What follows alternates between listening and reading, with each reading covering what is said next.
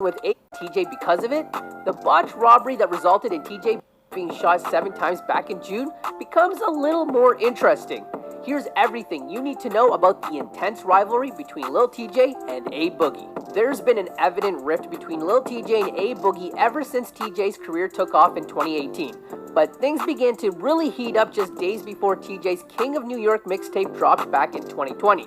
In February of that year, A Boogie took a cryptic shot at TJ on Twitter when he made a post complaining about rappers copying his sound. While TJ's name wasn't explicitly mentioned, many fans believe this tweet was directed at him. TJ then took shots at A Boogie and 6ix9ine, both New York rappers, when it came time for him to promote his album on IG in May. TJ also proclaimed himself to be the King of New York, which typically gets taken with a grain of salt in most cities, but when you consider guys like Jay-Z and Nas came up in New York, that title is a pretty big deal. Just a day later, TJ took to IG to share that he snatched a chain off of one of A Boogie's HBL members' necks. A Boogie responded saying that TJ was lying and that the chain was actually lost, not snatched. But TJ wasn't done after the chain video. To make things worse, he posted a separate video saying that he almost slept with A Boogie's baby mother, Ella Bands, in Miami. Smelly, nigga, I would never lie, nigga. Bro, nigga, we flew in the morning. I think I could have slapped Ella. But we tweaked. I went to go get the swimming trunks. Yeah, we tweaked. Was it? She was about to bust it open. Next time, I guess.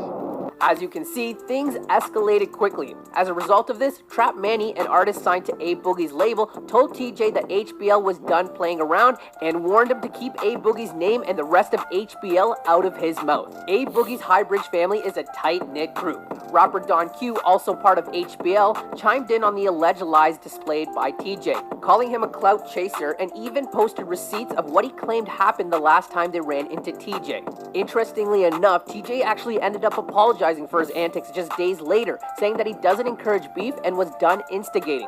While TJ did apologize, A Boogie and HBL didn't forget what happened, which has led some fans to believe that the suspect that ran up on TJ and shot him 7 times back in June could have been from A Boogie's camp. Right, A Boogie, and it just so happened that the shooter that got shot, well, he's down with A Boogie, and you can see him in photos with A Boogie. While it's uncertain how the suspect Mohammed Konate got TJ's location, it was reported that he had close links to A Boogie and was even spotted in one of his music videos. Of course, once this info leaked, speculation ran rampant, and despite the music video and other evidence, there's been no confirmation that Mohammed was actually sent out by A Boogie. Regardless of what happens in TJ and Boogie's lives outside the booth, there's no question that the two are laser focused on their careers inside of it. All 4 A Boogie studio albums have gone platinum, and his latest project, Me vs. Myself, is now set to drop in December. The album was originally slated to drop on November 4th, but A Boogie hilariously announced a change in his release date after Drake moved his album with 21 Savage to November 4th. TJ hasn't done too bad for himself either, with True to Myself having gone platinum back in 2019, along with being a part of multiple New York anthems like Zoo York,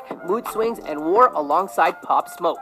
Lord knows what's next for Lil TJ and A Boogie, but it's no secret that both guys have the game on lock and they don't appear to be going away anytime soon. And that's everything